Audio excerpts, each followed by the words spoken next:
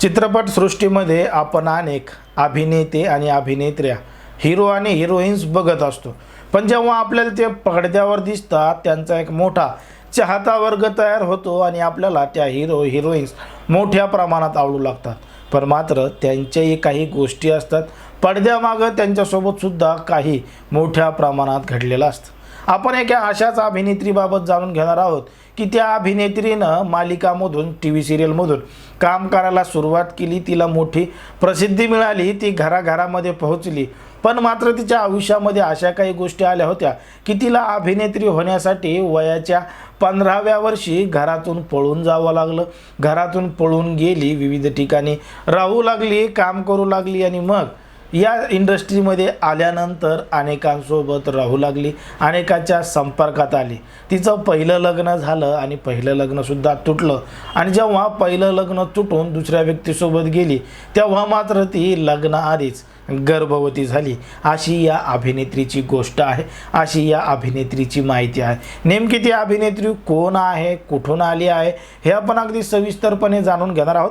पण जर तुम्ही अजूनही आपलं चॅनल सबस्क्राईब केलं नसेल तर लगेच सबस्क्राईब करून घ्या आणि बाजूला असणाऱ्या बेल नोटिफिकेशनला सुद्धा ऑन करायला विसरू नका. आता ही जी अभिनेत्री आहे त्या अभिनेत्रीचं नाव आहे पूजा बॅनर्जी. पूजा बॅनर्जीनं हिंदीच्या TV सिरियल्स आहेत त्या TV सिरियलमध्ये मोठ्या प्रमाणात काम केलं आहे. जी TV सिरियल मोठ्या प्रमाणात प्रसिद्ध होती ती म्हणजे कसोटी जिंदगी की है या मालिकामध्ये सुद्धा तिनं काम केलेलं आहे. आणि जी हर हर महादेव मालिका आली होती त्या मालिकेमध्ये सुद्धा पार्वतीची भूमिका याच पूजा बॅनर्जी हिनं केलेली आहे. पण याच पूजा बॅनर्जीच्या पडद्यामागच्या गोष्टी, पडद्यामागची माहिती तुम्हाला माहीत आहे का? तर तीच आपण सविस्तर पाहू. ती म्हणजे पूजा बॅनर्जीचा जन्म 1987 रोजी कोलकाता इथं झाला आणि तारीख होती 6 फेब्रुवारीची. त्यानंतर ती त्या ठिकाणी वाढत गेली. तिचं जे शालेय शिक्षण होतं ते कोलकात्यामध्येच पूर्ण झालं. पण मात्र लहानपणापासून चित्रपट पाहण्याची आणि TV सिरियलमध्ये काम करण्याची इच्छा पूजा बॅनर्जीला मोठ्या प्रमाणात लागलेली होती. पण मात्र घरची परिस्थिती नव्हती आणि घरचे त्या क्षेत्रामध्ये जाण्यास विरोध करत होते आणि तिला मात्र त्या ठिकाणी काम करायला मोठ्या प्रमाणात आवडायचं. मग वयाच्या 15व्या वर्षी ती घरामधून पळून गेली आणि कोलकात्यावरून थेट मुंबईला आली. आता मुंबईला आल्यानंतर तिच्या जे जवळचे नातेवाईक आहेत त्यांच्यासोबत ती राहू लागली आणि त्या या ठिकाणी असतानाच विविध नाटकामध्ये, डान्सिंग क्लासेसमध्ये, विविध स्पर्धेमध्ये भाग घेऊ लागली आणि तिच्या करिअरला सुरुवात करू लागली. मग हे सगळं करत असताना, चित्रपटसृष्टीमध्ये येत असताना 2004 साली तिची ओळख अरुण नोय चक्रवर्ती यांच्यासोबत झाली आणि तिनं 2004ला त्याच्यासोबत लग्नसुद्धा केलं. आता लग्नाच्या बंधनात पूजा बॅनर्जी ही अटकली होती. तिचा सुखाचा संसार सुरू झालेला होता आणि तिला मात्र आता विविध सिरियलमध्ये, TV चॅनलमध्ये तिला काम मिळत होतं आणि ती त्यामधून घराघरात प्रसिद्धसुद्धा होत होती. पण हे सगळं करत असताना कामाचा बोजा वाढला. तिच्यामध्ये आणि तिच्या नवऱ्यामध्ये वादविवाद मोठ्या प्रमाणात घडून आला आणि मग तिनं 2013मध्ये हे जे अरुण नोय चक्रवर्ती आहेत त्यांना घटस्फोट दिला आणि ती त्यांच्यापासून वेगळं झाली. आता तिच्या बऱ्याच वर्षाचा संसार हा सुरळीत चालला होता, पण अचानक वादविवाद निर्माण झाल्यामुळं दोघांमध्ये दुरावा आला. 2013ला घटस्फोट घेतला. पण मात्र या त्यांच्या नात्यामध्ये तिला काहीही म्हणजे मूलबाळ नव्हतं, काहीही नव्हतं.